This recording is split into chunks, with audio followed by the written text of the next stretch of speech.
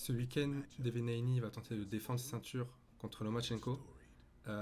C'est deux boxeurs qui sont assez différents, qui ont surtout un style et un rythme bien différents. Et c'est justement au niveau du rythme que je trouve que l'opposition et le match-up est vraiment intéressant. Et donc je vais vous en parler. Devineni, c'est un boxeur qui utilise beaucoup son jab.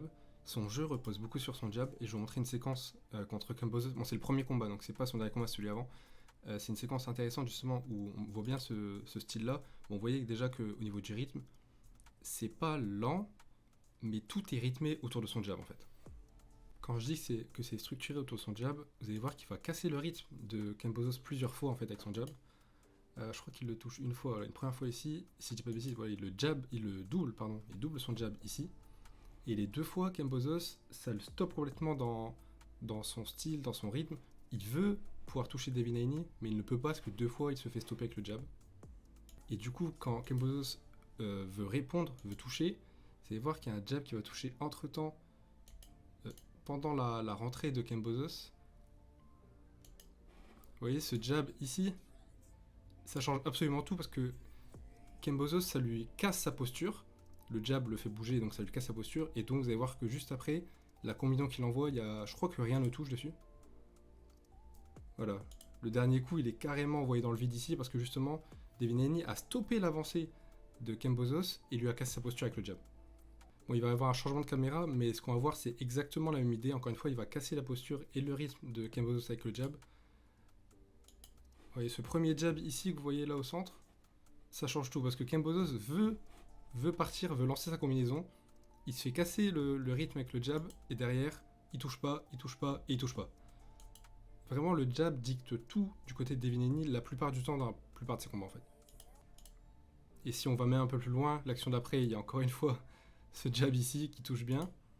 Et derrière, ça touche pas, ça touche pas. Donc c'est vraiment continuellement ça pour Devineni en fait. Et tout est toujours bien structuré aussi. Et du coup, la raison pour laquelle je trouve le match-up contre Lomachenko très intéressant, c'est parce que Lomachenko, il a un rythme assez particulier. Bon là déjà on voit la pression qu'il m'ortise, c'est insoutenable. Hein. Mais après là c'est le 5ème round et ça va être son meilleur round jusque là dans son dernier combat contre Ortiz. Bon comme j'ai dit, la pression qu'il met elle est vraiment impressionnante. Elle ne s'arrête jamais, il ne fait que de casser la distance avec Ortiz, mais il le fait d'une manière assez particulière parce que ici il réduit la distance, Ortiz se décale donc il va recentrer le combat face à Ortiz. Ici, il casse la distance, vous voyez qu'il a rapproché son pied est passé genre de là à ici. Il vient casser la distance avec Ortiz, mais il n'envoie absolument rien. Il recule, quand Ortiz renvoie le jab, bon, j'ai stoppé un peu tard, mais Ortiz vient d'envoyer un jab, et le pied de Lomachenko, il a déjà reculé vu qu'il est ici. Il va remettre la pression sur Ortiz, sauf que cette fois, quand son pied avance réellement, son bras, pareil c'est flou, on voit pas, mais il l'envoie aussi pour toucher en fait. Et ce qui est très intéressant, bon c'est un gaucher, donc là c'est une posture de gaucher, et ça aussi c'est intéressant contre Devineni, mais c'est que des fois il a une posture où il est très proche, il est vraiment dans la distance, et regardez ses jambes comment elles sont, il est sur ses appuis, il est planté dans la distance pour pouvoir envoyer que ce soit gauche ou droite, il peut envoyer ce qu'il veut en fait.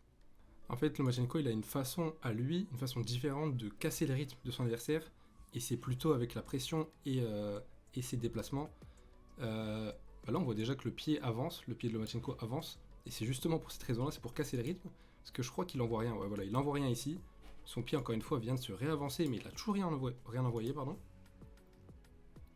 Il va re-rentrer dans la distance ici, il envoie rien, il re-rentre ici, encore une fois on voit le pied qui s'est avancé, mais il n'envoie rien. Ortiz envoie quelque chose, mais du coup, vu que Lomachenko c'est pas vraiment engagé dans le coup, il va pas toucher. Et cette fois-ci, il avance réellement, et il envoie réellement, et du coup, il vient toucher avec la gauche Ortiz. Depuis tout à l'heure, je vous ai montré des passages où, avant d'envoyer, il casse le rythme plusieurs fois sans rien envoyer. Là, c'est la séquence qui suit. Il vient d'envoyer sur Ortiz, et il va réenvoyer directement. Encore une fois, son appui ici s'avance, il se plante dans son pied droit, mais il envoie réellement, et du coup, il touche Ortiz avec ce direct gauche là. Donc ouais, en gros, je trouve que c'est deux combattants qui cassent le rythme de l'adversaire constamment, mais de deux manières différentes. Devineni, il va beaucoup jabber, et il va tout structurer autour de ça. Lomachenko, c'est beaucoup moins structuré, ça paraît un peu moins propre, même si en réalité ça l'est, ça paraît plus brouillon, parce qu'il se déplace beaucoup vers l'avant, il vient beaucoup casser la distance, casser le rythme, pour au final décider lui de quand il va vraiment y avoir un échange. Et du coup moi je suis intéressé de voir qui va réussir à le plus imposer son jeu, imposer son rythme, et dicter le rythme on va dire.